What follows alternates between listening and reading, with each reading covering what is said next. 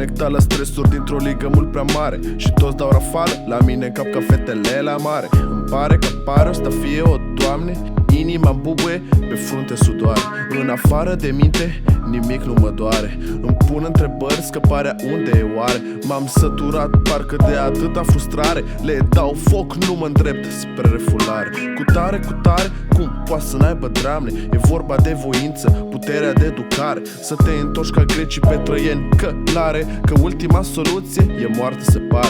Dar până acolo nu ai scăpare. Decât de ești lași cu coaiele poane și de ești te paște o curmare de o să te doară pielea și oasele din carne. Metaforic vorbind că lumea nu-i oroare, sau cel puțin dacă mă asculți e voitoare. Că nu e sărac sau în Africa mane, te bucuri de muzică și spui că e tare.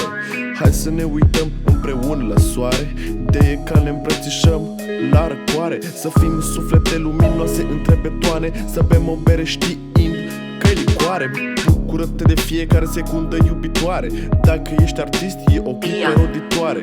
Poate fi un punct de călătorii astrale, satisfacția ta din reușită să nu fie mirare. Exact cum vrei așa să fie a ta purtare. De încep să te schimbi, pierzi din culoare. Dintr-un zbor lin devine o tulbure planare. Vis-a-vis de trunghiul Bermudelor sunt insule Canare.